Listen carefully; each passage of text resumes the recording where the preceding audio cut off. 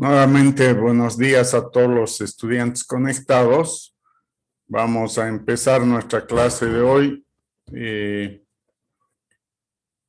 Hemos terminado ya la unidad de semaforización.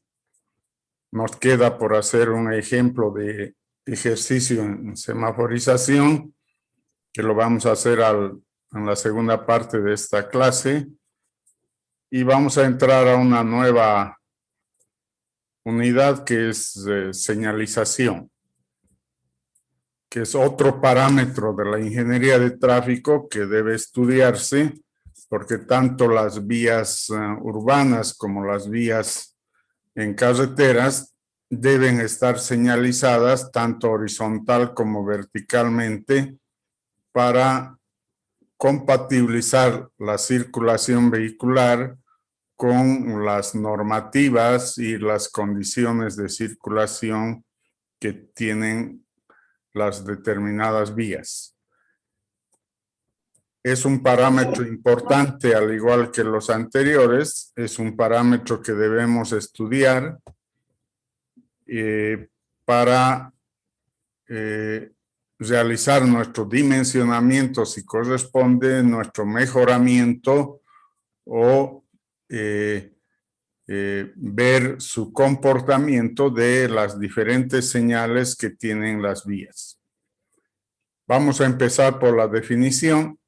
Definimos a la señalización como un componente metodológico dentro de la ingeniería de tráfico, cuyo objetivo es que a través de las señales se mejore la circulación vehicular y peatonal en un trazo urbano o en carreteras.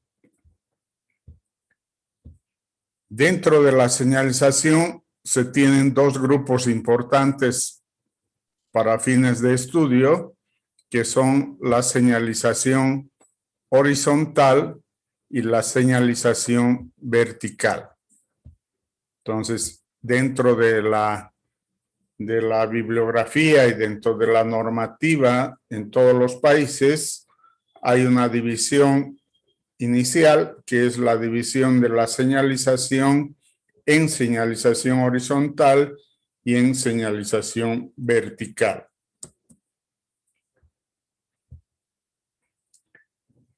La señalización horizontal, por definición, se entiende por señalización horizontal al conjunto de marcas sobre el pavimento que tiene el objetivo de mejorar la circulación vehicular y peatonal, pudiendo ser de tipo restrictivo, preventivo o informativo. Las posibilidades entonces que tenemos en la señalización horizontal es de los tres tipos, es decir, preventivo, restrictivo o informativo.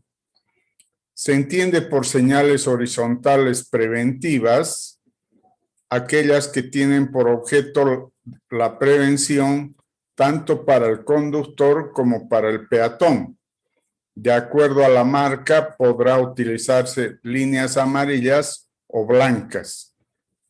En el caso de las líneas preventivas, las líneas amarillas son las que están preveyendo una restricción de realización de una maniobra, y las líneas blancas sobre las vías indican la posibilidad de realizar maniobras dentro de la vía. El otro tipo de señales son las señales de tipo restrictivo. Son aquellas que van a tener el objetivo de que sean pintadas sobre el pavimento,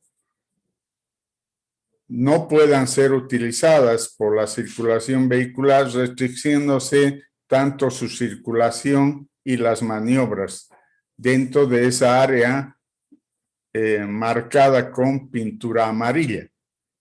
Normalmente la restricción que se hace es de carácter restrictiva, o sea, no hay no hay posibilidad ni de hacer maniobras ni de circulación. Van a ver en algunas de nuestras vías en la ciudad que están marcadas con demarcación amarilla, áreas.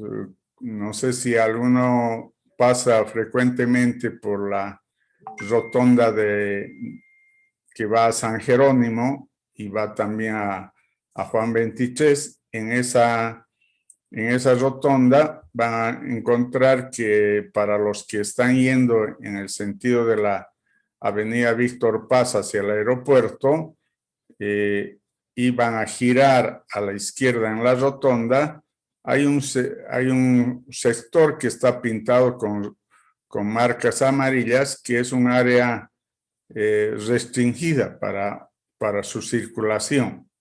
Entonces, a manera de ser parte de la rotonda o de un elemento de la rotonda, está pintado ahí para que haya una división del flujo que va a hacer giro izquierda y del flujo que va a hacer en dirección al aeropuerto.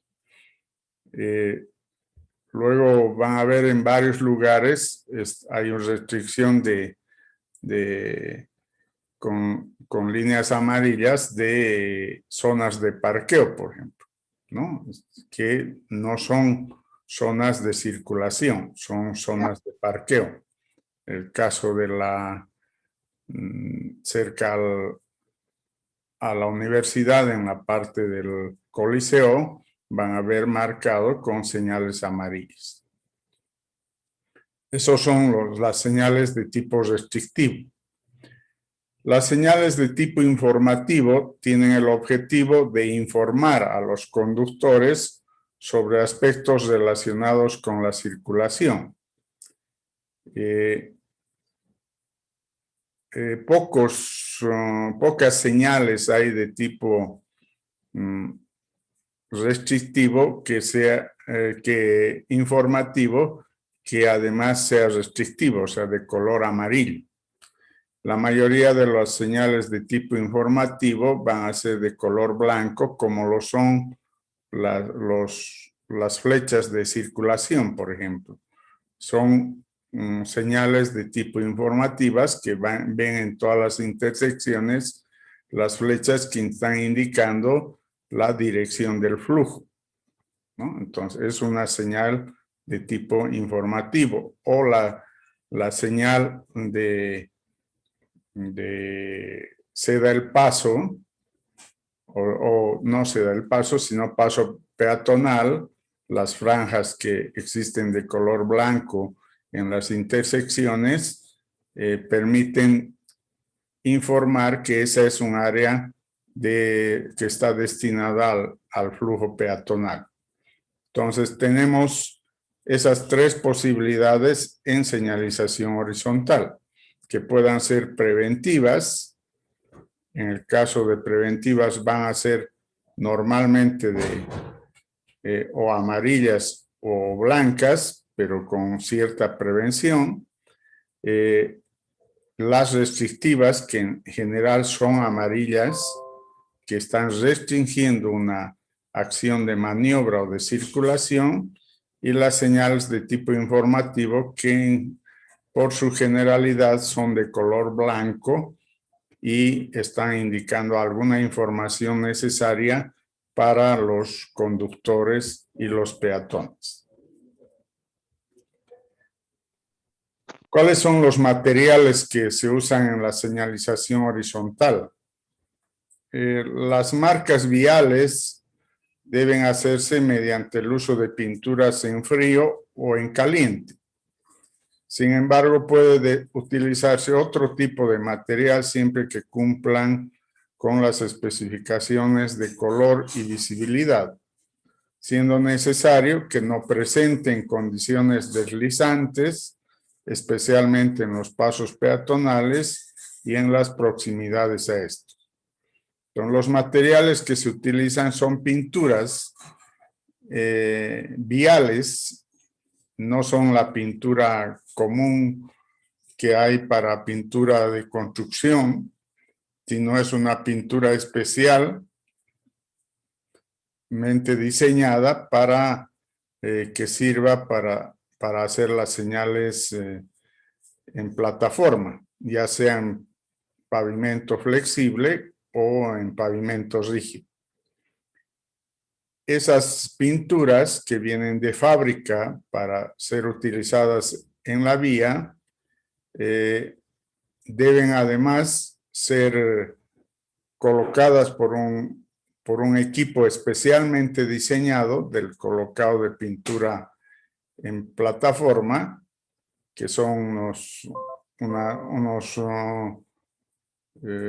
carros especiales que tienen contenedores de la pintura y además combinadores de la pintura con las microesferas de vidrio que normalmente deben ser mezcladas la pintura horizontal, debido a que la pintura o la marca que se va a poner en el pavimento, en la vía urbana o vía de carretera, deben ser reflectivas. Entonces, en la noche deben ser reflectivas ante la imagen del foco luminoso del vehículo, deben reflectarse de manera que el conductor sí pueda visualizar a todas las marcas horizontales. Entonces, sí, las pinturas con las microesferas de vidrio, que son partículas especialmente fabricadas también, las microesferas de vidrio están con una dimensión entre el tamiz 20 y el tamiz 30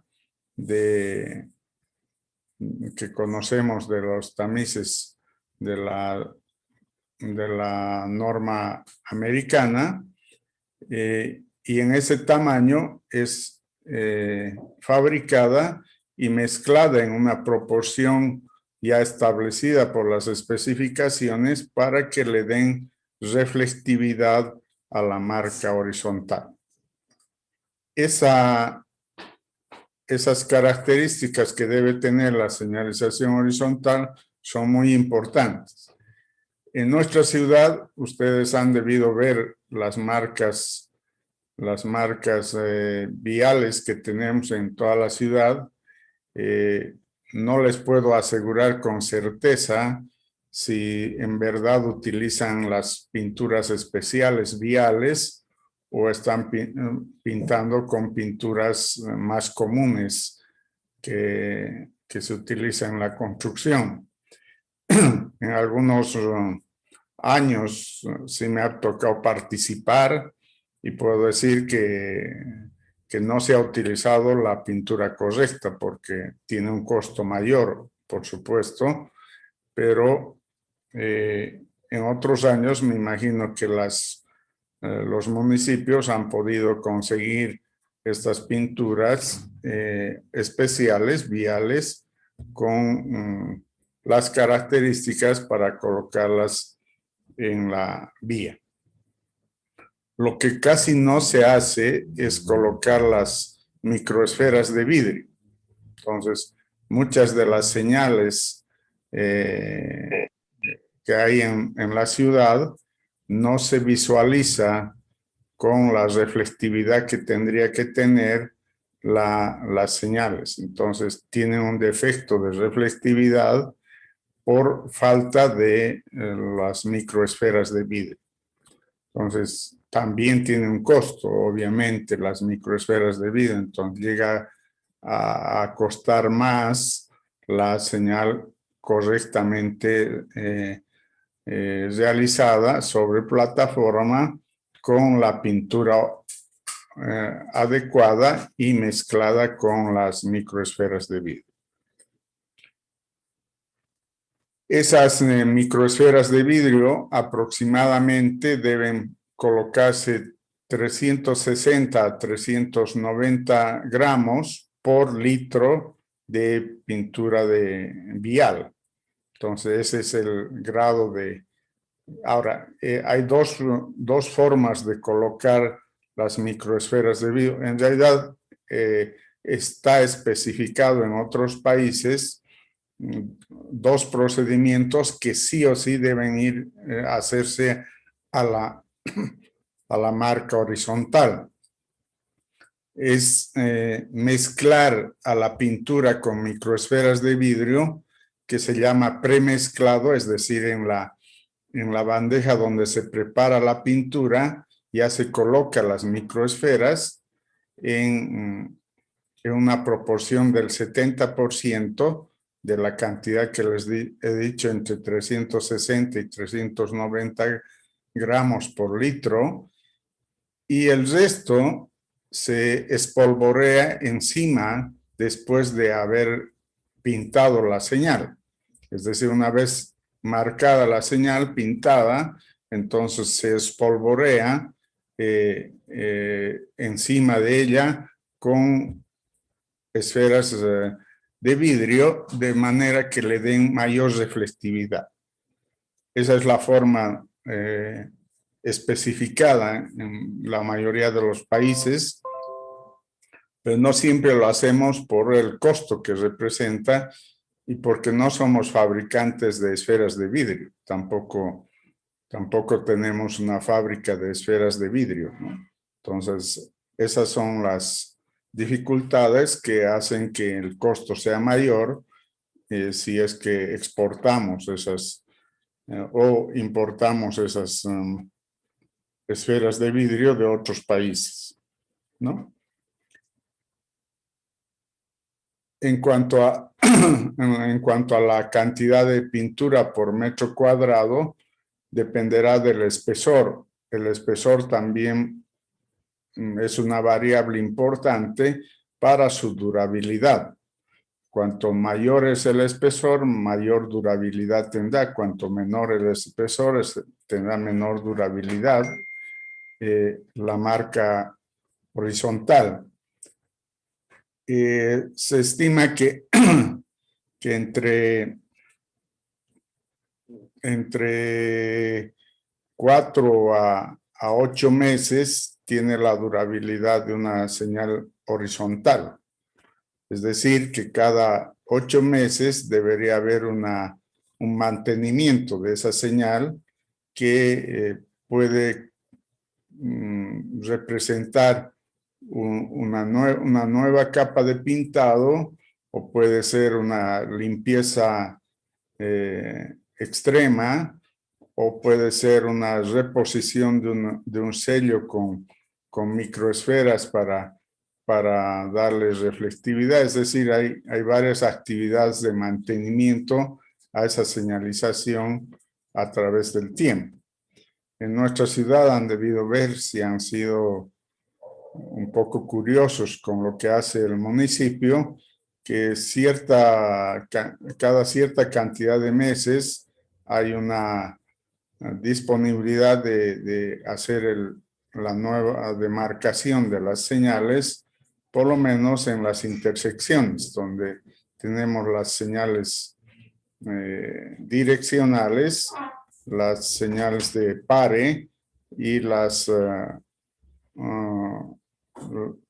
franjas para la circulación peatonal. Entonces, dependiendo de ciertas especificaciones que tienen en las direcciones de vialidad de los municipios, o sea, se hacen estos mantenimientos a la señalización horizontal. Aquí tenemos algunas especificaciones de la pintura que viene de una norma extranjera, porque no tenemos aunque tenemos una norma nacional, no es que no tenemos una norma de señalización de la Administradora Boliviana de Carreteras, que es para carreteras en realidad, pero que también se la puede usar en muchos de los casos para las vías urbanas. Y antes de esa sí había un manual de señalización del Servicio Nacional de Caminos, que estuvo vigente desde el año 77 hasta el año 2006. En el año 2006 recién sale el manual de la ABC de señalización y sí hay un documento que es compatible con documentos extranjeros sobre las características de los materiales y las dimensiones de las señales en señalización horizontal. Entonces acá, como verán en su descripción, nos está hablando de la pintura, que es especial, es monocomponente para su rápido secado, tiene excelente resistencia a agentes abrasivos y atmosféricos, mantiene el color a través del tiempo y apto para el sembrado de microesferas de vidrio. Aplicado sobre todo en superficies asfálticas, no produce sangrado o ataque de sustrato. Es decir, los componentes químicos no afectan al asfalto, aunque hemos visto que en algunos proyectos, tal vez por las características químicas de la pintura o por las características de la capa de rodadura, sí ha habido una afectación, no total, pero una afectación a la superficie del pavimento. Hay un vehículo para colocar, hay dos colores, como les decía, en blanco y en amarillo. Normalmente el blanco lo hacen con dióxido de titanio y cargas inertes, y el amarillo con amarillo de cromo y cargas inertes. Tiene un peso específico de 1,46 gramos centímetro cúbico. Su punto de inflamación es a 5 grados centígrados. Si se lo pone al fuego, tiene un espesor recomendable entre 200 y 300 micrones. El rendimiento normalmente es 2,55 metros cuadrados por litro por 200 micrones. El color, ya habíamos hablado de blanco y amarillo. El número de pasadas que se hacen con la pintura normalmente es una o dos veces, no es más. En los casos mejor realizados será con 2 pasadas y en los casos normales es una sola pasada. El tiempo para liberar al tránsito es de 20 minutos. Y el repintado mínimo, si uno quisiera repintar algunas partes defectuosas, habría que esperar por lo menos 3 horas. El solvente de limpieza o dilución es el diluyente multiuso que podría utilizarse, y el tiempo de almacenamiento de las pinturas es de 12 meses. El tratamiento previo a la superficie de concreto o asfalto debe ser limpiar, secar y estar libre de partículas sueltas. La aplicación debe ser homogénea y diluir si es necesario, y aproximadamente se colocan 300 gramos por litro de pintura aplicada. Entonces, esas son las condiciones especificadas para la pintura y las microesferas de vidrio. Para complementar las líneas longitudinales podrán utilizarse unidades individuales, tachas, esteropóleles o pintura termoplástica con pequeños abultamientos que sobresalgan menos de 2,5 de la superficie de pavimento y de color blanco o amarillo. Es lo que conocemos como tachas. Han visto ustedes en algunos lugares de la ciudad que se han colocado como reductores de velocidad, ¿no? Sobre todo como reductores de velocidad. Entonces, son materiales que también usamos para mejorar algunas condiciones de circulación o por alguna razón en el caso de los reductores, ya por la palabra viene la idea de reducir la velocidad en algunos lugares específicos como los colegios, los hospitales, las unidades educativas, donde queremos que haya una reducción de la velocidad de los vehículos para evitar posibles accidentes y darle preferencia al flujo peatonal. Entonces, hay la necesidad de colocar las tachas o los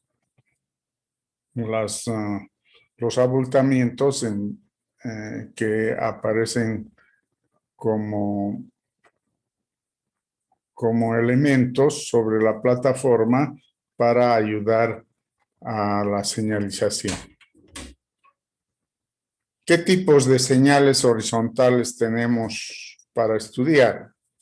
Tenemos las líneas de borde de pavimento, las líneas de eje, las líneas de carril, la demarcación de bermas pavimentadas, la demarcación de canalización, la demarcación de aproximación a obstrucciones, la demarcación de líneas de estacionamiento.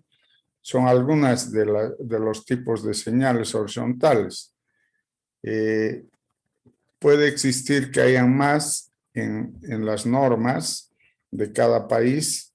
No son exactamente iguales las normas de cada país, pero sí en cuestión de la señalización, hay instituciones que son normalizadoras y homogenizadoras de las señales a nivel mundial o regional por lo menos. Nosotros pertenecemos como Bolivia al Mercosur, entonces las señales horizontales en el Mercosur son más o menos uniformes.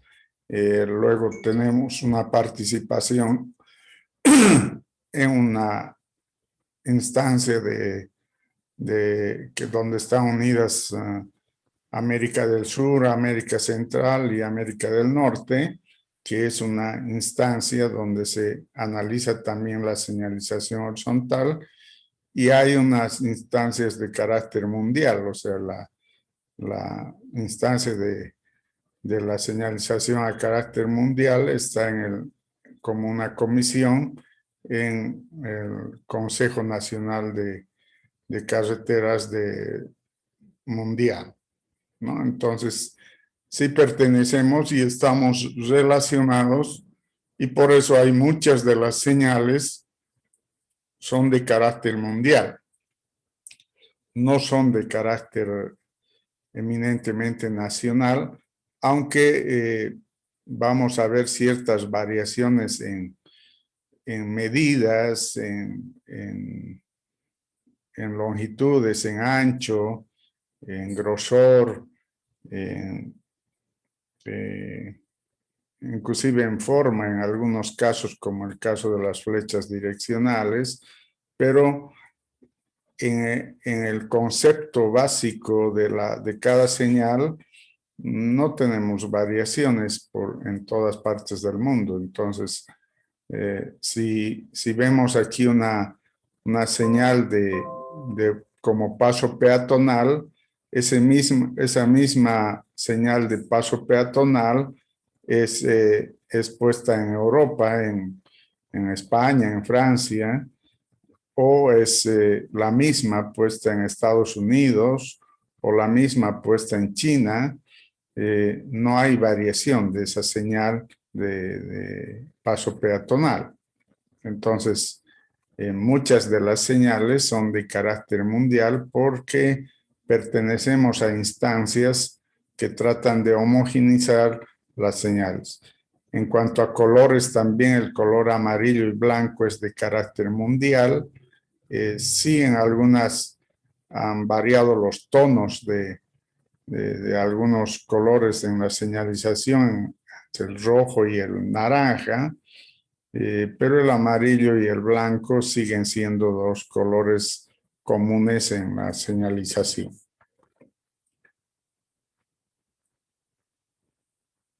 Empezaremos por los tipos de señales horizontales. Tenemos las líneas de borde de pavimento. Entonces, acá en la gráfica les muestro los bordes de pavimento. En este caso, es una carretera como las tenemos nosotros, o las vías urbanas que tienen doble sentido, como la calle España, que no tiene separador físico, pero tiene doble dirección, y en ese caso hay este tipo de vía. En cambio, este otro tipo de vía es una avenida, por ejemplo, la avenida Potosí. La avenida Potosí tiene una jardinera que separa los dos sentidos de circulación. Entonces, y en cada sentido de circulación existe un espacio para dos carriles, y es este tipo de circulación, ¿no? Entonces, en cualquiera de los dos, hay las marcas de borde de pavimento, que son estas marcas blancas de borde de pavimento, tanto en las calles simples como en las calles dobles o vías dobles, ¿no? Entonces, esas marcas de borde de pavimento son líneas blancas continuas con un ancho de 0,10 a 0,15 centímetros, a 0,15 metros, o sea, de 10 a 15 centímetros, y es continuo al borde. ¿Cuán al borde del pavimento? Se considera que está limitando la calzada de la carretera, la calzada de la vía urbana. Entonces, en el caso de las vías urbanas, se coloca muy poco porque generalmente ahí en esa posición se ubica el cordón de acera, y entonces ya el cordón de acera es un elemento que marca el borde de la calzada. En el caso de las carreteras, como no hay cordón de acera, entonces es conveniente colocar los límites de la calzada en el borde del pavimento. Entonces son líneas amarillas de un ancho de 10 a 15 centímetros. Las líneas de eje, que también aprovechamos de colocarlas en esta gráfica, las líneas de eje pueden ser aquellas que están marcando el eje del carril o el eje de la calzada.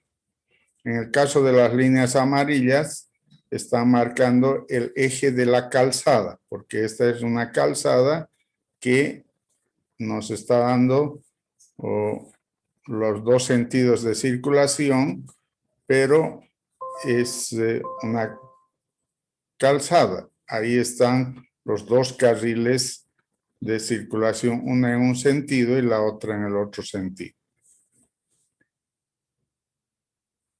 Es una demarcación de eje. En este caso, porque tenemos los dos sentidos de circulación, entonces es una línea amarilla. puede ser una línea amarilla continua, lo que indicaría que hay una restricción de que de un carril se pueda pasar al otro carril. Esta es el color amarillo es restrictivo y no podría un vehículo pasar al otro carril porque el otro carril está siendo ocupado por el sentido de circulación en sentido inverso. Entonces, esto es restrictivo. Si fuera continua, sería restrictivo en todo momento. Pero si es discontinua, podría ser posible un cruce al otro carril cuando hay posibilidad, o sea, no hay circulación y el vehículo que está en un sentido ve que no hay vehículos en el otro y podría hacer un sobrepaso, por ejemplo, utilizando el otro carril. Para eso es una franja amarilla con discontinuo. En el caso de las separadas por una jardinera, entonces normalmente el borde de la jardinera es con marcas amarillas y están dando lugar a la línea de eje, ¿no? Y si la calzada en cada sentido tiene el ancho suficiente para formar dos carriles, entonces lo que se coloca son las líneas de eje. Pero estas ya no son eje de la calzada, sino son eje del carril. Lo que están haciendo este eje es separar un carril de flujo de circulación en cada espacio que está destinando en función a esa línea de eje. Entonces aquí hay dos carriles de circulación. En este carril, en esta calzada de un solo sentido, hay dos carriles de circulación. Y en este otro, que también es una calzada en un solo sentido, hay dos carriles de circulación. ¿Por qué la línea amarilla discontinua?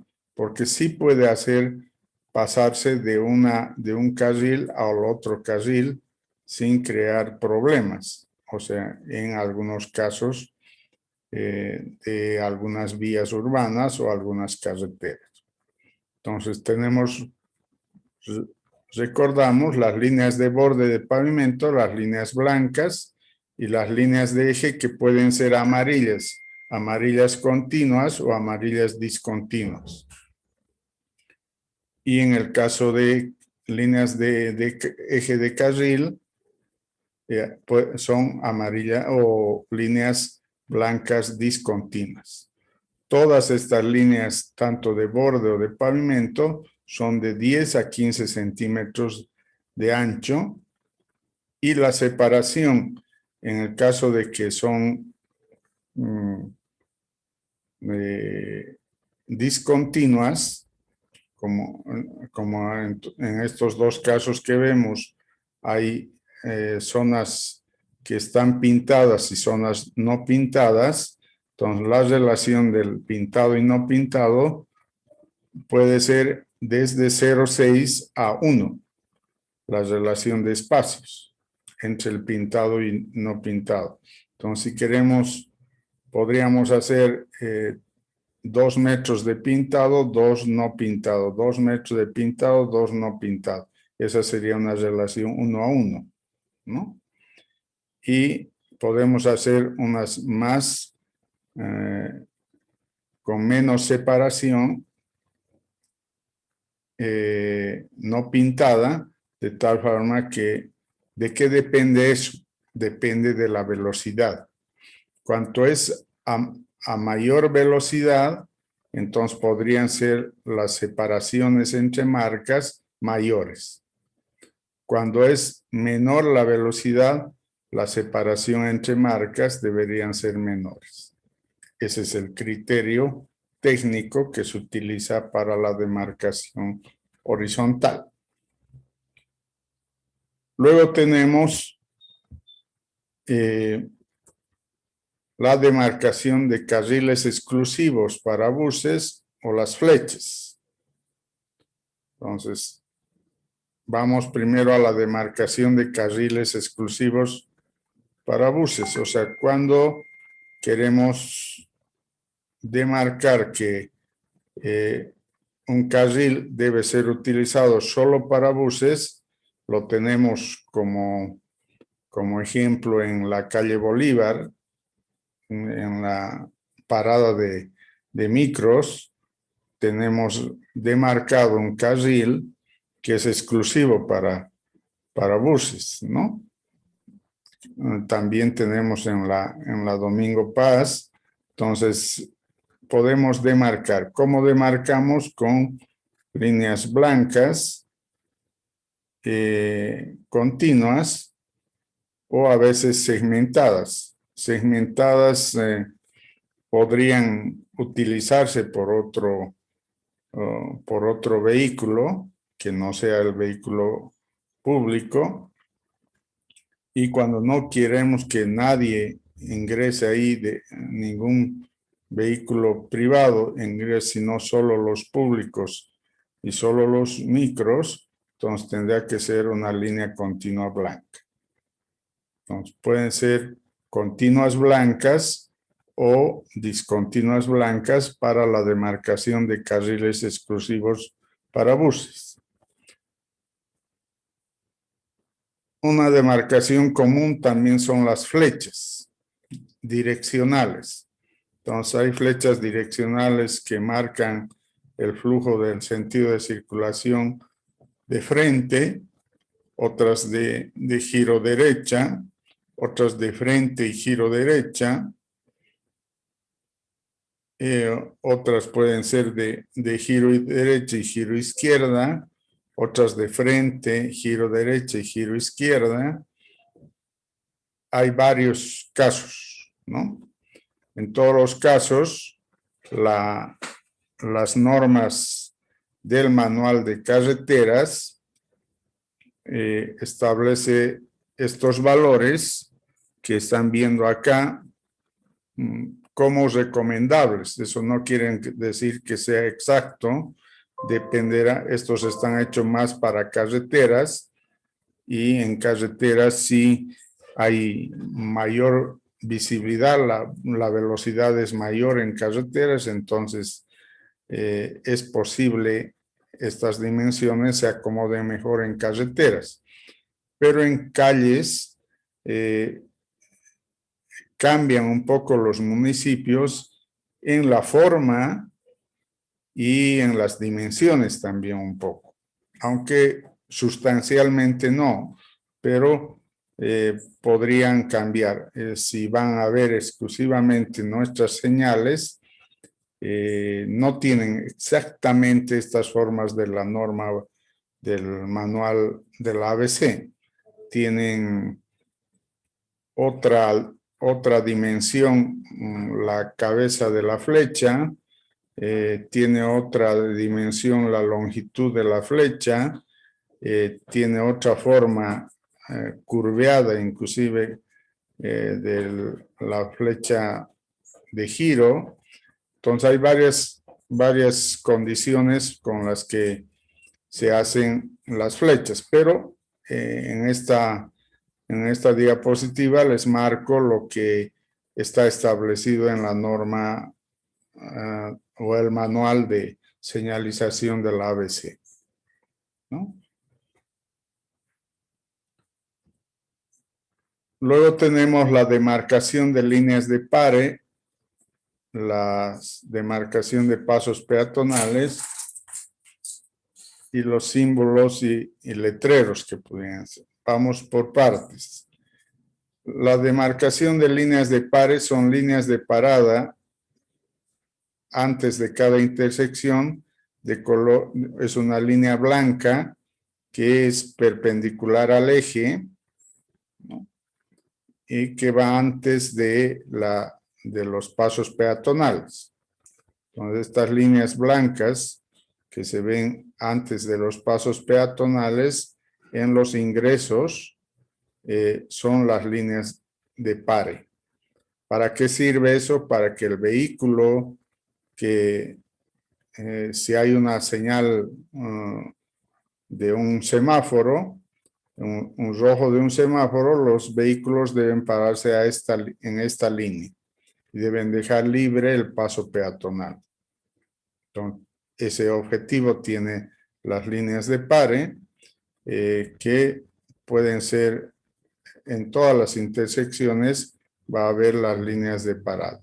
En nuestra ciudad también si van y se fijan con detalle, hay líneas de parada en todas las intersecciones. La otra señal horizontal son la demarcación de pasos peatonales. Estas demarcaciones de pasos peatonales son perpendiculares al eje y en algunos casos pueden ser esviajados, como en este caso, como no son los extremos al mismo nivel, entonces uno es más largo que otro, entonces es esviajada. Pero las líneas blancas son perpendiculares, o sea, son paralelas al eje, ¿no? La línea de paso peatonal ya no va a ser perpendicular al eje, sino va a ser esviajada. Pero las líneas que conforman la demarcación del paso peatonal sí son paralelas al eje longitudinal, ¿no? Entonces, este tipo de pasos no son los únicos. En este caso, estos pasos peatonales se colocan a partir de la línea de parada hasta el punto del borde de la intersección. No hay una dimensión exacta recomendada. Sí, recomendadas hay mayores a 2 metros, pero no hay una dimensión exacta porque dependerá, para hacerlo perfecto, sacar una tangencia en la intersección, en el ochave, y sacar una línea tangente también en el otro ochave, y donde se cruzan esas dos líneas de tangencia, generan el punto donde debe iniciarse el paso peatonal y debe realizarse hasta la línea en dirección que llega a la intersección por parte de los cordones de acera.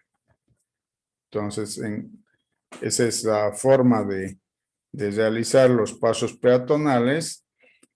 Hay también pasos peatonales que no tienen la demarcación de franjas blancas, sino dos líneas perpendiculares al eje, blancas, que generan un espacio que también es un espacio peatonal, ¿no? Como en este caso de la figura de la derecha, estamos generando los pasos peatonales con dos líneas blancas simplemente. Entonces, se puede hacer de esta manera o se puede hacer de esta otra manera con una serie de segmentos pintados y no pintados paralelos al eje. ¿Cuánto es ese segmento de pintado y no pintado? Varía entre 30 y 50 centímetros y la longitud de de la demarcación de las líneas de parada o de los pasos peatonales depende mucho del flujo peatonal. En lugares donde hay mucho flujo, este paso peatonal debería ser mucho más ancho, ¿no? Para que permita una mayor cantidad en el paso peatonal. En casos de que el flujo peatonal no sea significativo, no será tan necesario. Un ejemplo, por decir, cualquier intersección que tengamos, pensemos en la intersección de la misma plaza principal, donde hay en la Sucre y 15 de abril, hay pasos peatonales, pero el flujo peatonal en la plaza, podríamos decir que no es bajo, pero es un intermedio. Pero en un paso peatonal de la universidad, a la salida de la universidad, sí hay horas pico donde el flujo peatonal es muy grande y no alcanza el espacio de las franjas peatonales para todo ese flujo. Aunque, como todavía hablamos de eso al principio, nos falta educación vial, los peatones, en vez de ir al paso peatonal, tratamos de cruzar al otro extremo de la vía por cualquier lugar. Entonces, todavía seguimos en esa forma de acción como peatones, no teniendo la educación vial. Pero si tuviéramos la educación vial, con seguridad los pasos peatonales que hay en la universidad en horas pico no alcanzaría al volumen de peatones que cruzan por los pasos peatonales. Entonces, nos quedamos con esa. Son de 30 a 50 centímetros de pintado y no pintado, y la longitud de esto dependerá del área que quiero marcar como paso peatonal. Lo mismo pasa cuando no tengo las demarcaciones pintadas, sino que las líneas van a ser de 30 a 50 centímetros de ancho, las dos franjas blancas, y el espacio entre las dos franjas blancas dependerá del flujo en realidad que tenemos en la intersección y sea suficiente para ese flujo.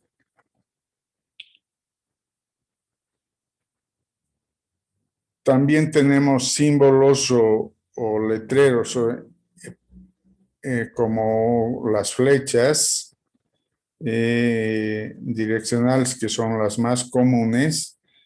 Podríamos tener también otro tipo de símbolos como la velocidad de diseño, que podríamos anotar en la plataforma como una señal y decir que aquí la señal, la vía permite 40 kilómetros hora, y eso entendería el conductor que es una señal que está marcando la velocidad de proyecto, ¿no? Que no debe pasarse de esa velocidad. Lamentablemente también eso todavía no tenemos la educación vial suficiente. En otros países como Estados Unidos,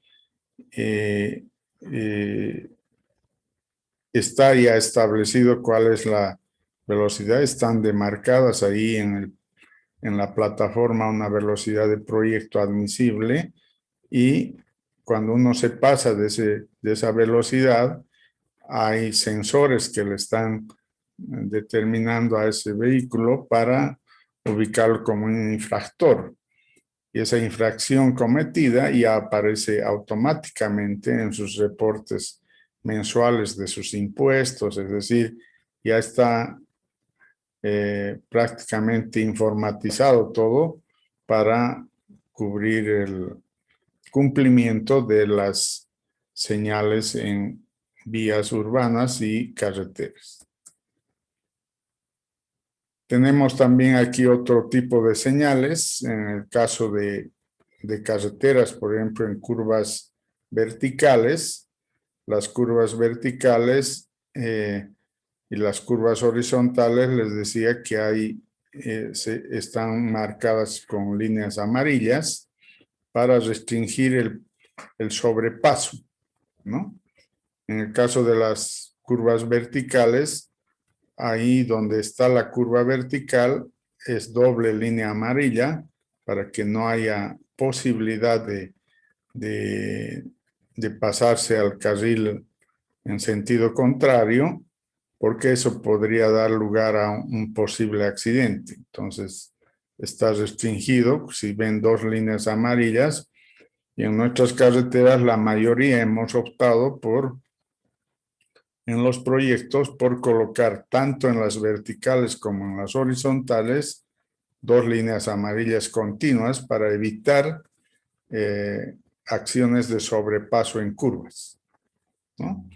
No siempre es necesario. A veces, por ejemplo, la línea amarilla continua y la línea segmentada amarilla quiere decir que los de este carril no pueden pasar al otro, pero los de este otro sentido sí podrían pasar en momentos que hay espacio. Con cierta precaución podrían hacerlo porque es una línea amarilla discontinua.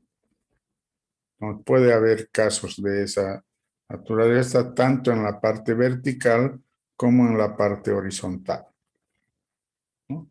Son demarcaciones que se colocan en vías de carreteras. Bueno, hasta ahí vamos a ver lo de las señales horizontales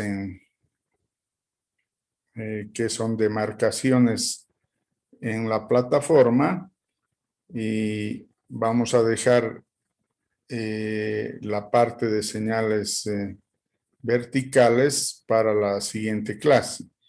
Y el tiempo que nos queda vamos a utilizarlo para hacer un ejercicio de semaforización que no lo hemos hecho hasta ahora, que queremos que vayamos haciéndolo porque no nos va a alcanzar el tiempo para hacer todos los ejercicios necesarios antes de la segunda evaluación. ¿Alguna pregunta, alguna aclaración que necesiten de lo que hemos visto respecto a señales horizontales?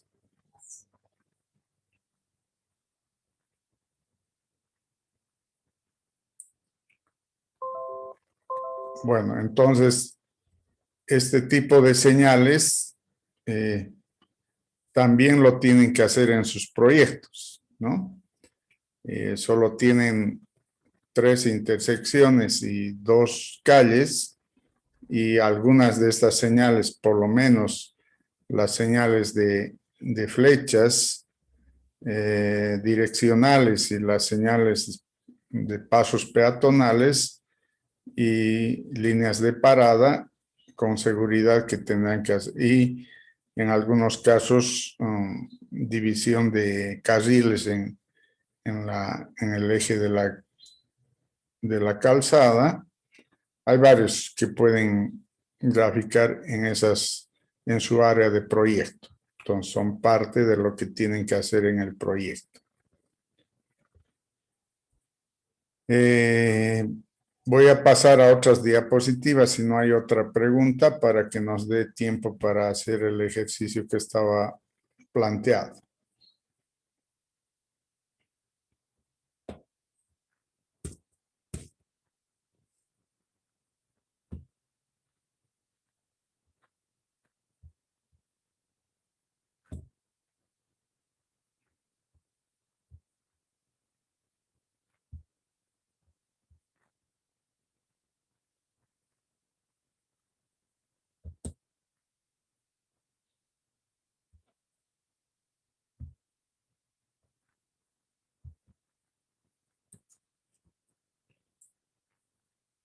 ¿Me confirman si se ve el enunciado del ejercicio?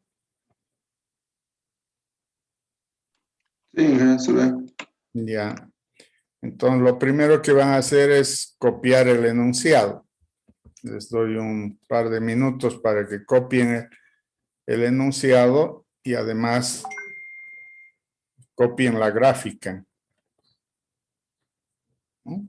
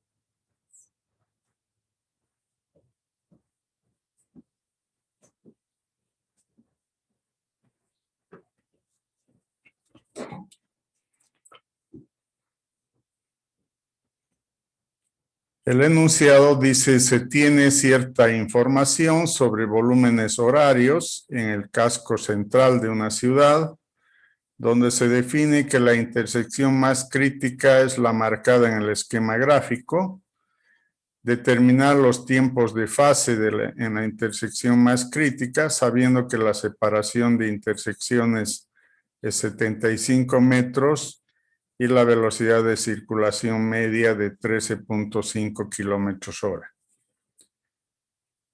Y en el inciso B nos piden diagramar el espacio-tiempo de la semaforización.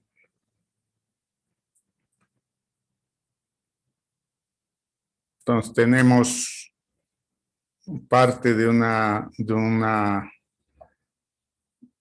de la parte central de una ciudad, donde tenemos varias intersecciones, y en las intersecciones tenemos los volúmenes de ingreso y salida, y de todas ellas hay marcada una intersección que se considera más crítica, y recordarán que la intersección más crítica es aquella que tiene mayor volumen de ingreso y salida. En este caso, tiene 690 de ingreso y 690 de salida. Entonces, tiene de entre todas las intersecciones, tiene la mayor cantidad de volumen, ¿no? Entonces, por eso se considera una intersección crítica.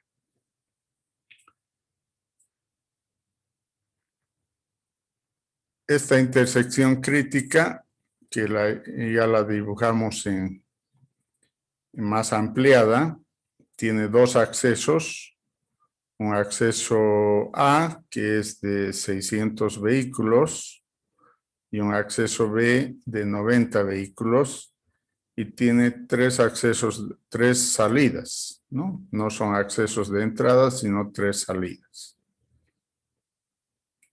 Entonces tenemos que hallar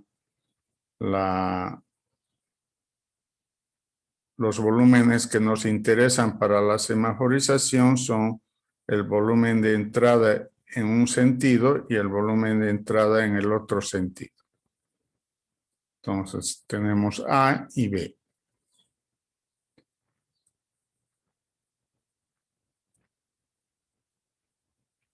Para hallar el ciclo, nos vamos a basar en una fórmula que en algún momento les dije que es para casos de intersecciones de un solo sentido, como es el caso de este ejercicio, es 3.6 por la distancia entre la velocidad. Entonces tenemos 3.6 y cuando es de doble sentido, este 3.6 se convierte en 7.2.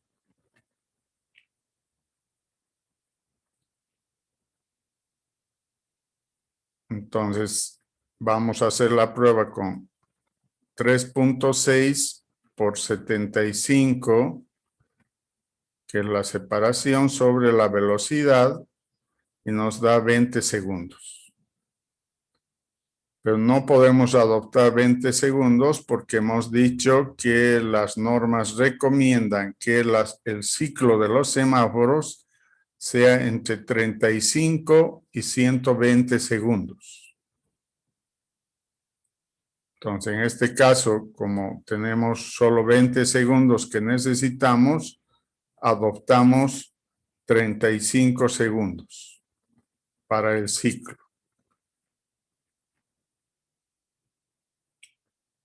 Una vez que hemos adoptado ya el valor del ciclo, para aclararles, si este cálculo nos daba mayor a 35, por decir 38, entonces no hubiésemos adoptado 35, directamente hubiésemos adoptado 38, lo que nos daba la fórmula. Entonces, en este caso, porque es menor, sí adoptamos dentro del rango que nos han dicho que es permisible, entre 35 y 120 segundos. Adoptamos el menor porque no necesitáramos siquiera 35 según la fórmula y por eso adoptamos 35. Luego vamos a los tiempos de amarillo. Y los tiempos de amarillo hemos dicho que se adopta entre 2 y 5 segundos.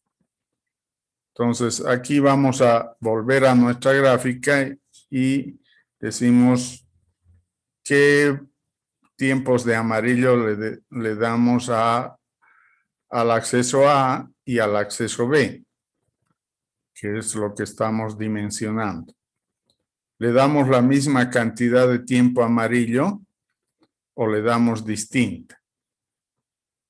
Le damos distinta porque es distinto el volumen. Aquí pasan 600 vehículos por hora y aquí pasan 90 vehículos por hora. Entonces, con los valores nos damos cuenta que hay mucha más influencia de este acceso que de este otro. Pasan mucho más, ¿no? Entonces, a este ingreso le damos el máximo de tiempo de amarillo y a este le damos menos. Entonces, al acceso A le podríamos dar 5 segundos como máximo y al acceso B le damos menos, 3. Ese es criterio del proyectista, ¿no? En este caso de ustedes, es el caso de que ustedes le den un tiempo de amarillo que sea suficiente. Entonces, como ya tenemos un tiempo de amarillo y tenemos el ciclo, entonces vamos a formar las ecuaciones.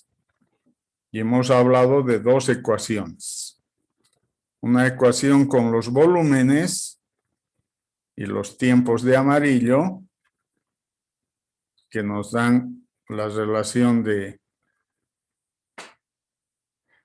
esta manera, el tiempo de verde, el tiempo en B sobre el tiempo en A de el volumen en B por su tiempo de amarillo en B, sobre el volumen en A por el tiempo de amarillo en A. Y de ahí sale la primera ecuación, que está relacionando el tiempo de B con el tiempo de A. Y la otra ecuación sale de la ecuación del ciclo.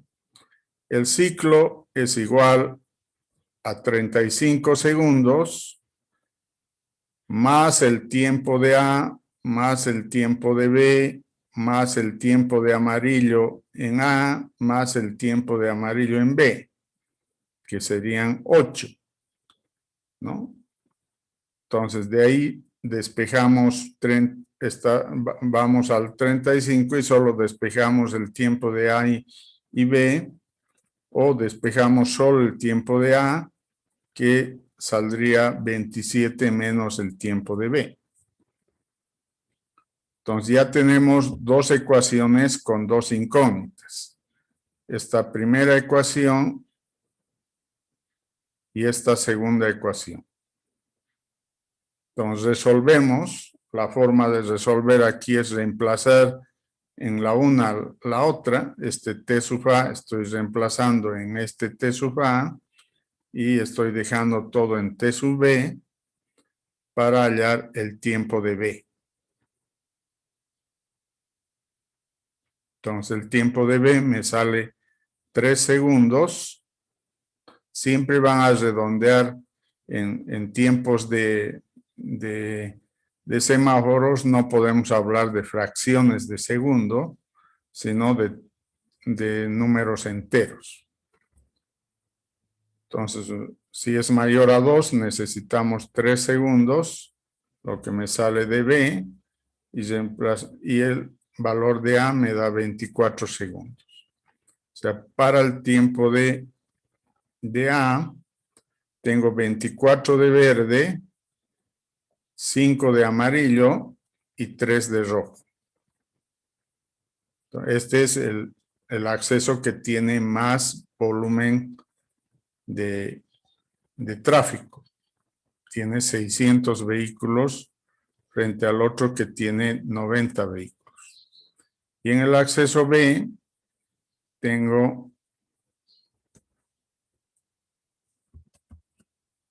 no tengo dibujado el B, pero ¿cuál sería el B? El B sería el tiempo de rojo, sería 24, el tiempo de amarillo sería 3 y el tiempo de verde sería también 3.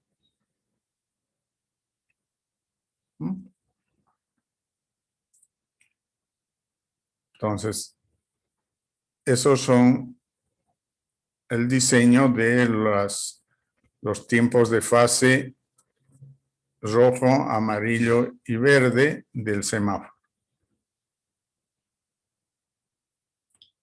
En el inciso B nos piden el diagrama espacio-tiempo.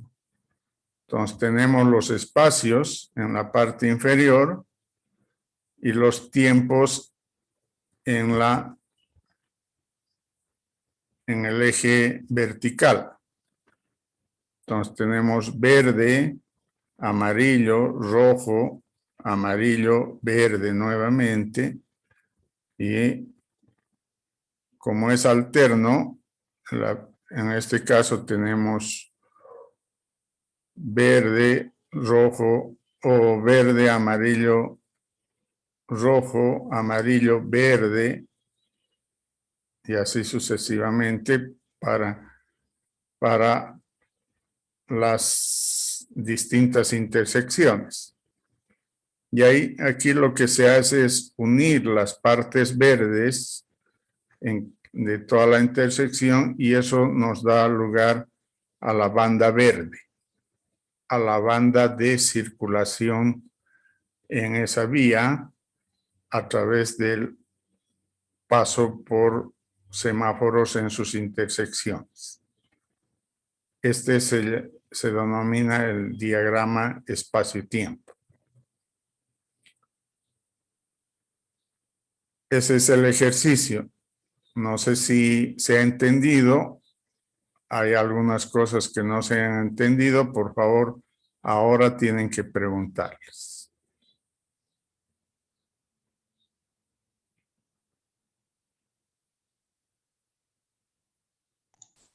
Vamos Buenos días.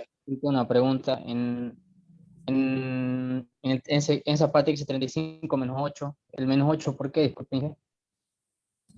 Ahí no entendí bien. Porque 8 es los 3 más los 5 segundos, los dos amarillos. Porque el ciclo es 35 segundos, que es la sumatoria del tiempo de A más el tiempo de B más el tiempo de amarillo de A más el tiempo de amarillo de B. El tiempo de amarillo de A es 5, el tiempo de amarillo de B es 3 y los dos son 8. Entonces, esos dos tiempos de amarillo sumados los he pasado al otro miembro y por eso es menos 8. Bueno, Inge, gracias.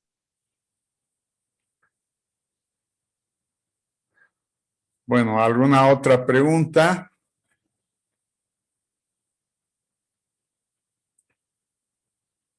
Bueno, entonces ya con este ejercicio, sí, adelante. Dije, el diagrama de espacio-tiempo comienza con verde, al comienzo. Sí, comienza Siempre con comienza verde. con verde. Comienza con verde.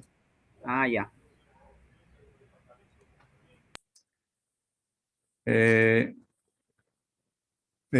Nos quedan 5 minutos. Quisiera saber si no tienen problemas. Algunos ya han empezado a hacer sus aforos. Algunos sí han llamado en ese momento si tenían algún problema, pero también les dedico este pequeño espacio para ver si no hay problemas en sus aforos, que esta semana sí todos tendrían que estar ya realizando sus aforos en la primera semana, porque la siguiente semana sería la segunda, y ahí ya les voy a pedir, en la siguiente semana les voy a pedir algo más tabulado de sus aforos. Inge, una consulta. A nosotros nos tocó hacer la calle Suipacha. En las intersecciones, las calles que cruzan, igual hay que contabilizar los vehículos, ¿verdad? En la intersección, sí, digamos la Suipacha con la Bolívar. Bolívar. Ya, la Suipacha con la Bolívar tengo dos accesos. Una sobre la Suipacha, que tengo que medir los que van de frente de la Suipacha y los que giran a la izquierda hacia la Bolívar, ¿no? Ya. Ese Y las que es van, y ese las es que un pasan acceso. recto Y de la tengo que Bolívar. medir al otro acceso que está sobre la Bolívar y va de frente la Bolívar y gira a la derecha a la Suipacha, ¿no? Esos, al estar aforando esa intersección, tengo que medir esos dos accesos. Bueno, y Ya. ¿Alguna otra pregunta de sus aforos? Si no hay, dígame. Una consulta aquí para encontrar el tiempo de amarillo. El tiempo de amarillo, en teoría, hemos dicho que está entre 2 y 5 segundos. No, hija, le decía que en la ecuación que dice TA es igual a 27 menos TB. Ese TB le reemplazamos por 0,09 TA. A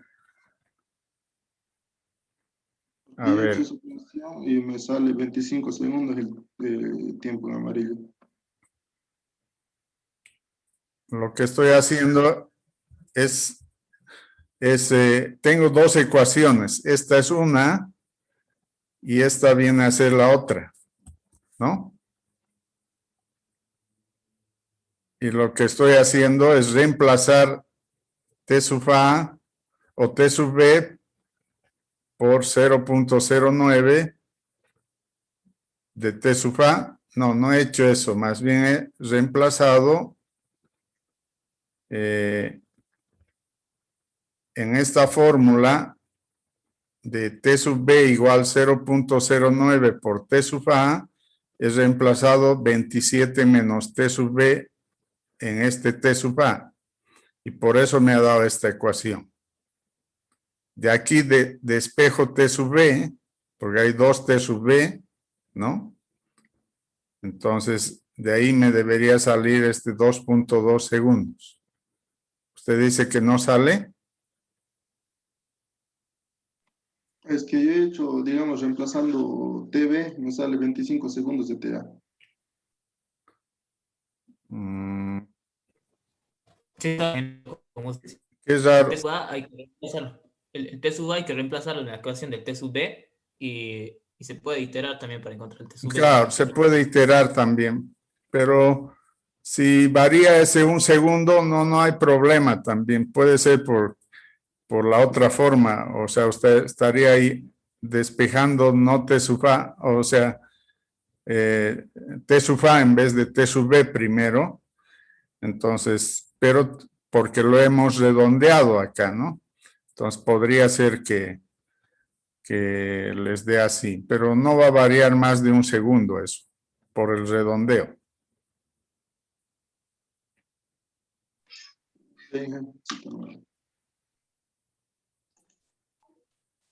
Inge, Adelante.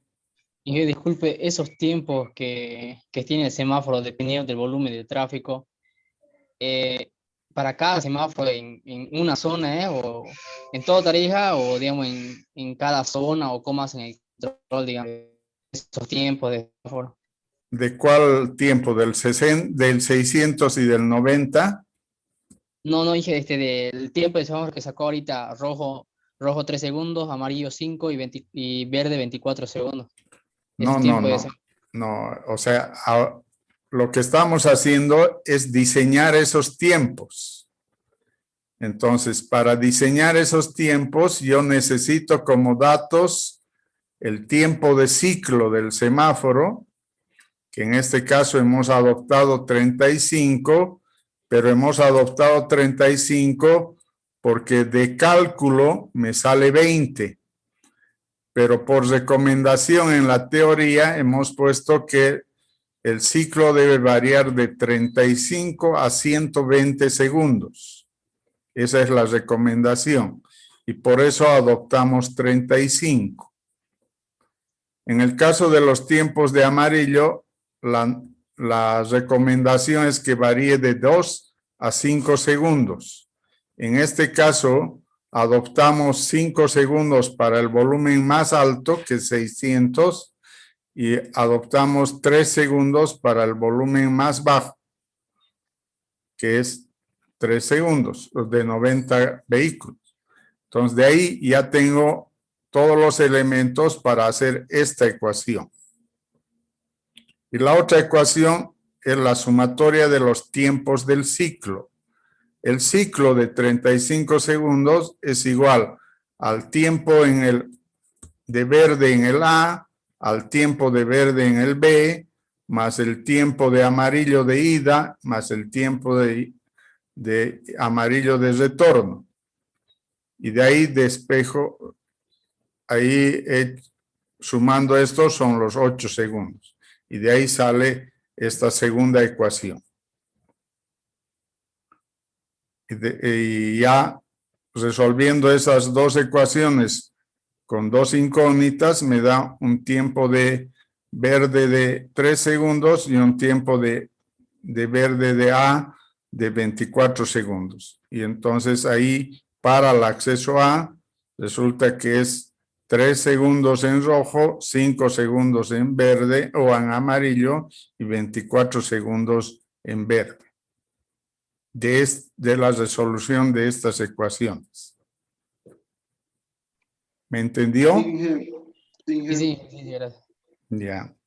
Inge, la suma del semáforo no tendría que ser igual al tiempo de ciclo, ¿o puede diferir eso? No, la suma es igual al tiempo de ciclo, pero la suma de todo el ciclo. Este no es todo el ciclo, ¿no? O sea, es 3 más 5 es 8. 8 más 24. 32. 32, más el amarillo de retorno, que sería 3, 35. Y he vuelto al rojo. Hay un amarillo más de retorno. Bueno, gracias. Claro, para que se cumpla el ciclo. O sea, estoy yendo del rojo al amarillo, del amarillo al verde, del verde otra vez al amarillo y del amarillo al rojo. Ese es el ciclo. Ya, gracias. Ingeniero, buen día. Buen día. Ingeniero, yo le tengo una pregunta sobre el tema del proyecto del aforo. Nosotros estábamos aforando, nosotros nos tocó la calle Madrid, desde la Méndez hasta la Sucre, Ya. y nos pusimos en las 3 intersecciones que hay al medio, pero estábamos o sea, aforando los privados, públicos, todo, solamente de la Madrid, cada intersección. Tenemos que aforar, por ejemplo, yo me paré en la Madrid y Suipacha. En el tiempo que se pone rojo, digamos, en el lado de la Madrid, tengo que aforar igual los que bajan de la Suipacha, los que Sí, doblan, los que pasan recto. sí. O sea, en cada intersección tienen que aforar en sus 2 accesos. Cada intersección tiene 2 entradas, 2 accesos. Una es sobre su calle de estudio y otra es sobre la transversal. Porque si no, no vamos a poder cerrar volúmenes, ¿no? Los que entran a la intersección tienen que salir. Entonces, ¿cuáles son los que entran? Entran los 2 accesos y salen las 2 salidas también. Inge, Ya. Inge, ¿le puedo compartir pantalla un ratito? Sí.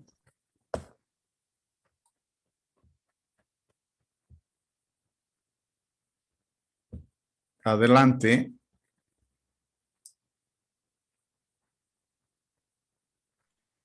Inge, eso es nuestro volumen de aforo de un día. Estos números que están con rojo son datos contados, pero no son clasificados, digamos. No hemos podido clasificarlo en particulares ni públicos, nada, porque ya nos hacía mucho. Lo que sí hemos clasificado han sido estos que venían rectos, estos que ingresaban, estos 2 carriles. Esta es la padilla es de doble carril, de subida y de bajada. Eso nos dificulta un poco. Sí, eso se ha complicado porque ahí aparece otros accesos más, son 4, ¿no? Sí, que la padilla es doble, es de subida y bajadas. Claro, o sea, en el caso de usted son 3 entonces. 3 accesos, no 2. Sí, 3. Eso quería preguntar, estos datos, digamos, de estos vehículos que van sobre la Madrid y giran hacia la Padilla y hacia izquierda o derecha, igual los tenemos que clasificar. Claro, todos los accesos. O sea, en este caso me interesaban el que venía de la Padilla y entraba a la Madrid. Ese es un acceso. Sí. Después, el que venía de la Padilla y también entraba a la Madrid. A la derecha, ¿no? Y el de la Madrid, son 3 accesos. Esos 3 accesos tienen que tener datos del total de particulares y privados, o sea, públicos y privados, los que están de frente, los que giran a la izquierda, los que giran a la derecha, todo tengo que tener en la planilla.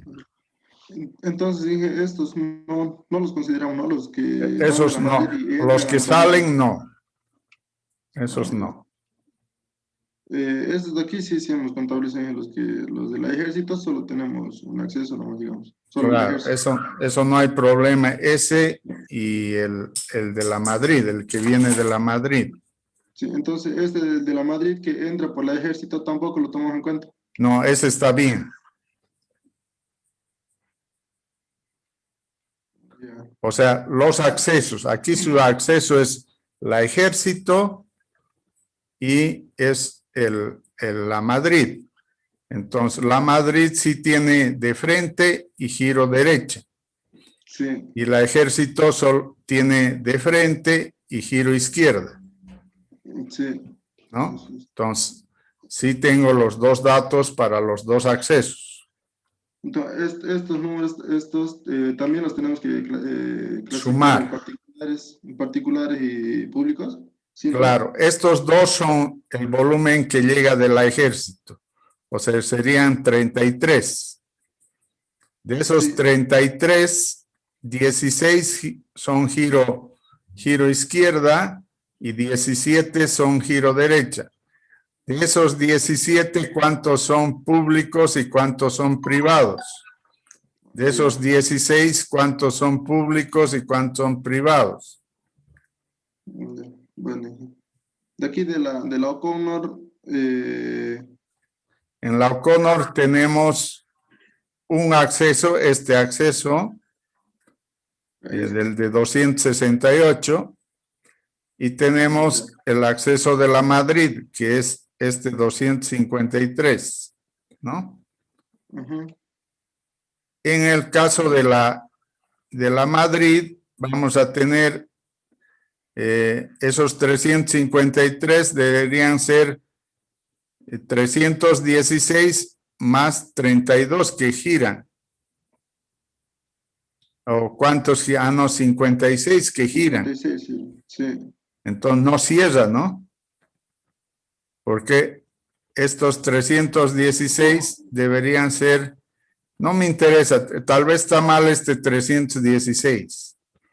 Entonces, 253 más 56 son los que entran a la Madrid. No, pero Inge, esos 316 ya le sumo a estos 63 más.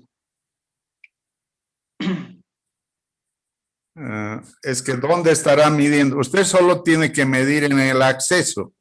Aquí en el acceso es 268 de frente más 63 de giro derecha. Los que pasan rectos son 253 más 63. ¿Sí? Los que siguen rectos, porque los doblan por la O'Connor. Es que usted ya está pasando, ya está midiendo este 316. Se me hace que usted está midiendo al pasar la intersección. Sí. Usted tiene que medir al entrar a la intersección. Cuando estoy entrando a la intersección, es este 253 más este 56. Eso es a la entrada. Y a la entrada de la O'Connor es este 268 más 63. Ya. Esos Sí, dos sí, datos sí. nomás necesito que estén sumados aquí en cada acceso. Esos dos, y aquí en la Madrid, estos otros dos, 253 más 56. Este 324 y este 316 no me está sirviendo, Ya. porque no está cerrando. Tal vez no se entiende la gráfica, Inge, pero sí hemos hecho varias veces, no sé, raro. Tal vez no se entiende la gráfica. Ya, pero, o sea, lo que quiero que quede siempre es que lo que se mide es la entrada en el acceso. Ahora, la entrada en el acceso, los vehículos o van de frente o van en giro. Entonces voy midiendo a la casilla que va en giro o a la casilla que va de frente. En realidad, en su marca, tiene que haber una sola marca que marque si es privado, si es público, si va de giro o va de frente. No sé, no conozco su planilla. A ver. Aquí está, Inge. Pero esto ya está tabulado. No, Sí. usted hace marcas en el campo, debe hacer unas marquitas, ¿no? Después ya cuenta. Sí, tenemos planillas, pero hechas a mano, Inge, esas planillas. Esas, por eso, esas quiero ver, esas a mano. ¿Cómo marca? Porque estas ya están tabuladas. Ya no puedo ver nada aquí. A ver, le saco foto, no repetir.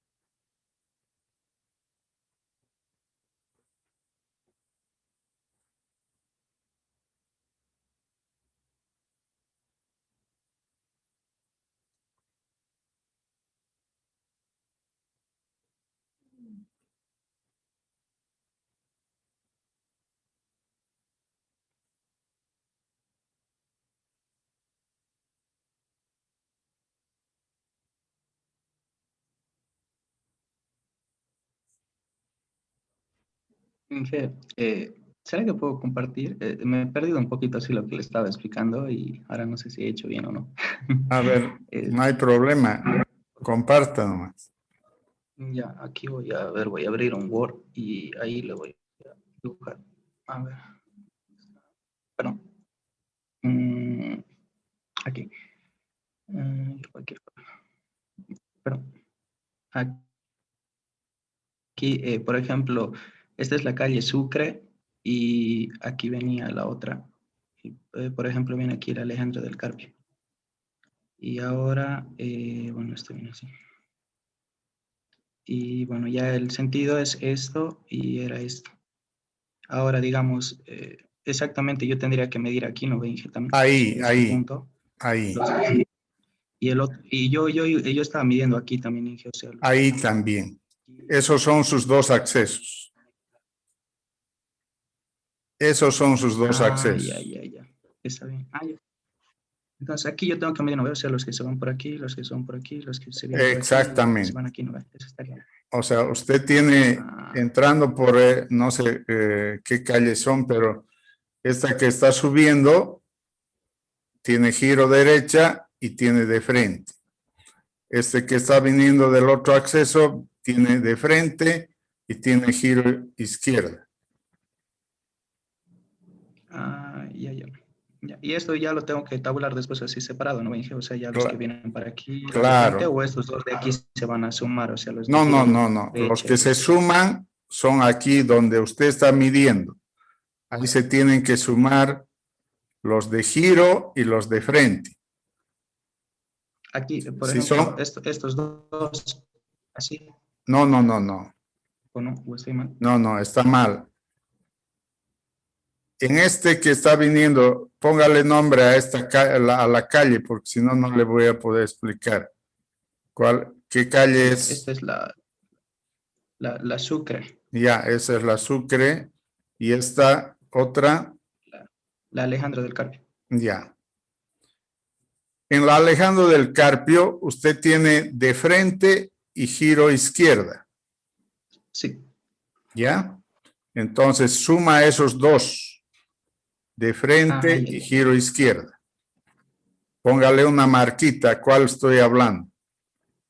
Esto de aquí. Sí, pero ¿cuáles serían el de frente y el de giro izquierda? Este y este de aquí. Exacto, o sea, esos dos voy a sumar. Y en el Sucre tengo de frente y de giro derecha. Con otro color, márquele cuáles son. Eso es giro derecha y el de frente. Esos dos suman al acceso del Sucre. Ya. Ahora sí me ubico. Ya. Gracias, ingeniero. Inge, disculpe, aprovechando su ejemplito del compañero. Ahora para sacar el porcentaje de vehículos que giran a la izquierda y a la derecha, se tiene que utilizar el volumen total de la intersección, ¿no ve? Porque en todo caso, si solo el volumen total del acceso. ¿Del acceso? Sí. Pero entonces tendríamos porcentajes muy elevados, sin que pongamos que 60 vehículos van de frente y 40 giran a la izquierda. Sería un 40% de vehículos que giran a la izquierda, ¿no? Claro. ¿Es lo que entiendo? Sí. Ya, ya. No son muy porcentajes muy elevados, pero Inge, para realizar el cálculo de la capacidad. No, porque hay límites, ¿no? Hay el límite de 20%, ¿no? Sí. Aunque sea 40, para sus cálculos van a ser 20. Ya. Está bien. Gracias. Ya. Inge. Inge, buen día. Buen día. Disculpe, viendo lo que hacen mis compañeros, ¿podría compartir mi pantalla para que me explique mejor si estoy haciendo bien? Sí, no hay problema. Bueno, a mí me tocó la Cochabamba, elegí la Cochabamba, la General Trigo y tengo estos accesos. Ya, no tiene 4 accesos. Tiene 3 accesos. Sí. Tiene... A, B y C. La Cochabamba y la que sube, la General Trigo. Entonces no hay la D. No hay, en esta no hay. En este caso sí sería. Y no hay la Sí, no hay la D aquí, ¿no? Habría 3 accesos. Ajá, 3. El de la General Trigo y el de la Cochabamba en ambos lados, ¿no? Sí. Entonces tengo que medir en esos 3 accesos. En la General Trigo tengo que medir los que van de frente, los que giran a la derecha y los que giran a la izquierda. Está bien sus flechas. Aquí, entonces sería dirección recta, derecha y giro izquierda. Exactamente. Ya. Y en la Cochabamba solo va a tener de frente y giro derecha. En un sentido y de frente en giro izquierda al otro sentido. Sí. Algunos se pasaban en contrarruta, pero no los tomé en cuenta. No los toma en cuenta. No pueden ir en contrarruta, o sea, ¿en qué casos irían en contrarruta? Sí, y en este caso también en la Daniel Campos, casi similar a la otra. Sí, es igual, solo es exactamente igual, o sea, tienen en la Cochabamba 2 y en la Daniel Campos 1, pero no tiene el D, no hay acceso en el D. En este caso, ¿cómo lo sumaría, Inge? En el acceso A, suma izquierda, derecha. Claro, va a tener giros izquierda y giros derecha. Todo en la Cochabamba va a tener giro izquierda y derecha el acceso transversal porque la Cochabamba es de doble sentido, pues, ¿no? Sí. Sí. Una preguntita más. En el recorrido total estaba realizando y de bajada, bueno, tomé en cuenta 5,39 es este recorrido hasta el semáforo. Luego la velocidad empezó a los 19,8 y la última parada fue a 30,11. Para realizar la velocidad recorrido total, tomo en cuenta el tiempo final de todo más la demora. ¿O lo tengo que restar? A ver, el tiempo de todo no me sirve. O sea, es 30.11 sería todo, ¿no? Sí, ajá. Y el tiempo de 5 y de 19, ¿qué son? De 5:39 fue hasta donde avanzó hasta el semáforo. Y a partir de 19,8 ya arrancó nuevamente hasta los 30,11. Ya, entonces lo de circulación es 19 más 5, que serían 24.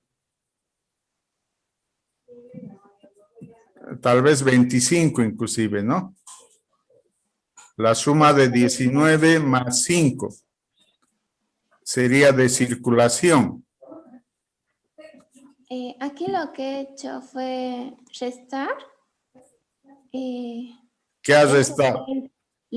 El tiempo total así hasta el final, menos esto, menos el tiempo de parada que estaba parada, solo tomé, digamos, la velocidad de ambos tramos, los 5.39 y la resta de 30,11 con 19 y me salía 15,7. Ya, eso es de circulación entonces. Circulación.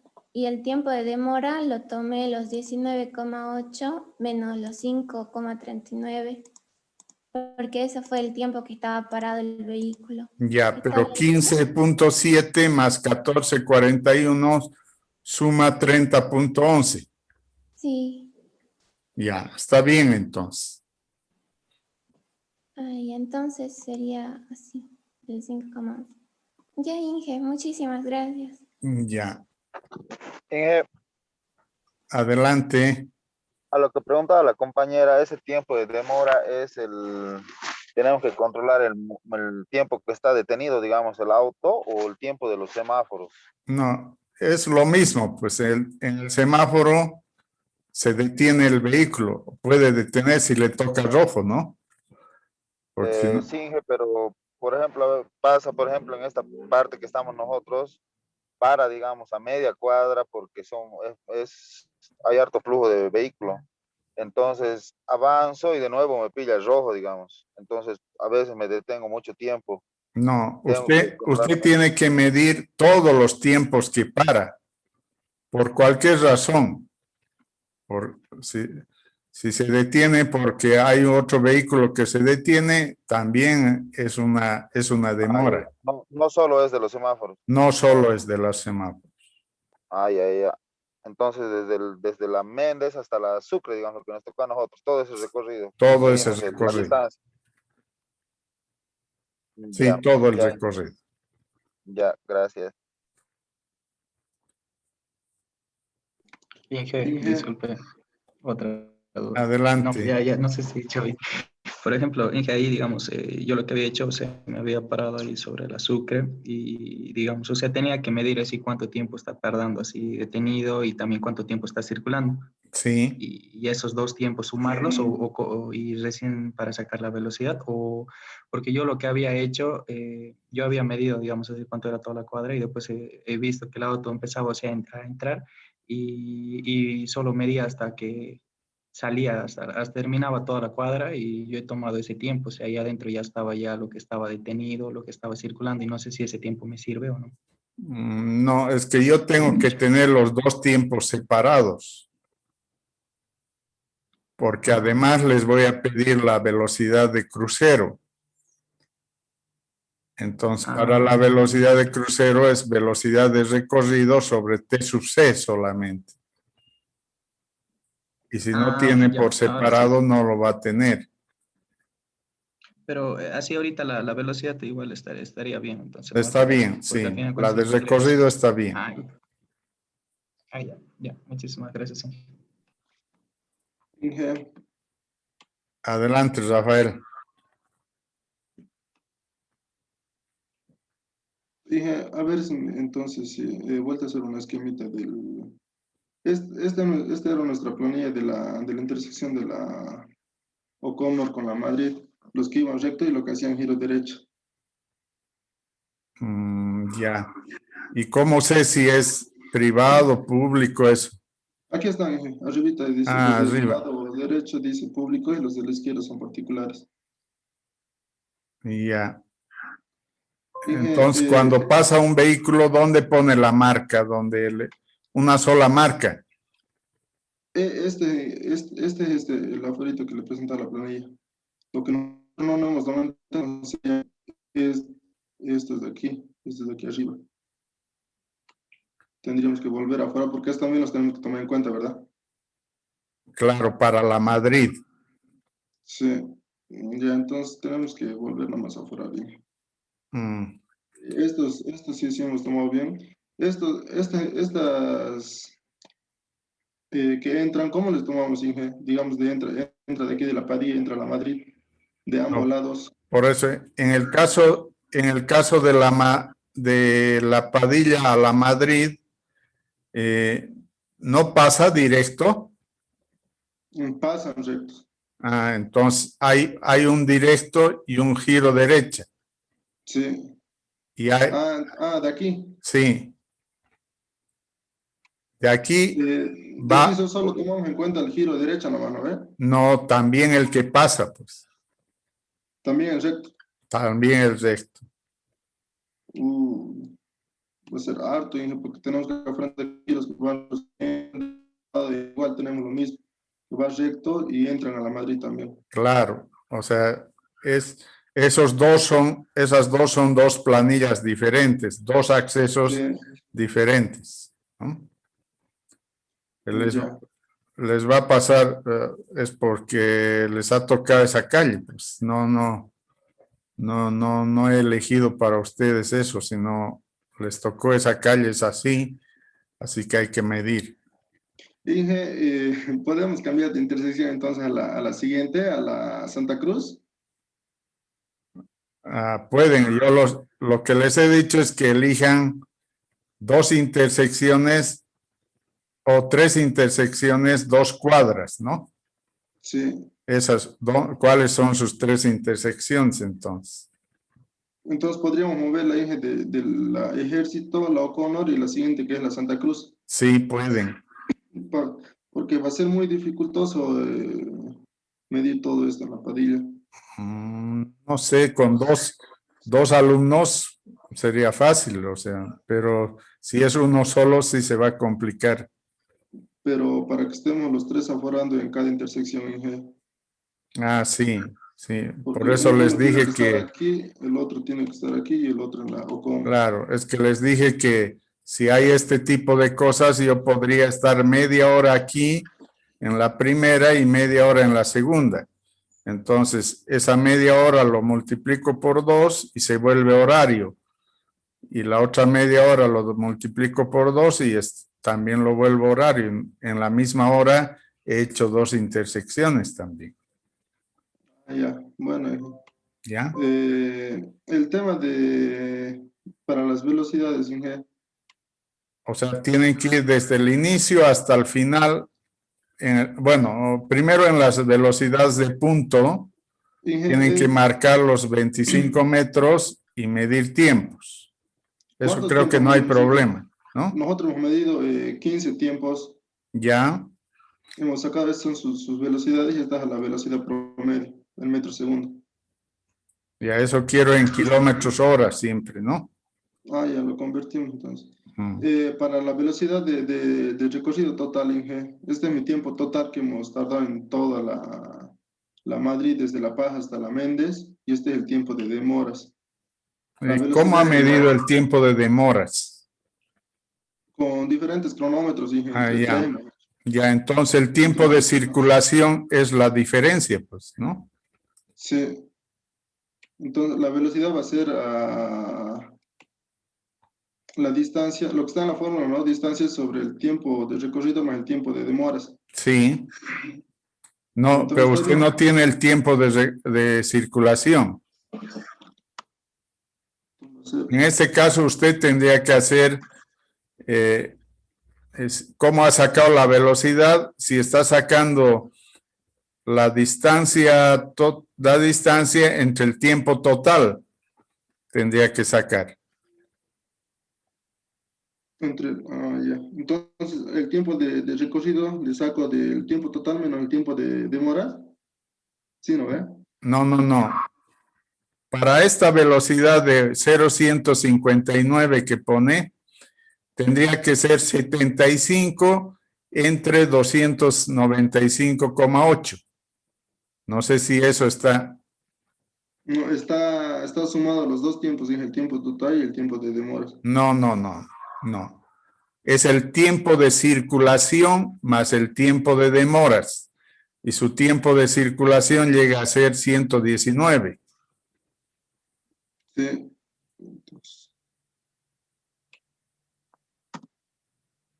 Ya. ¿Ya? Ya. Bueno, está bien. Listo, Rafael. Bueno, Entonces concluimos la clase. Cualquier consulta igual la pueden hacer por WhatsApp cuando estén ahí aforando, si tienen algún problema. Hasta luego, hasta luego. Hasta luego, Inge.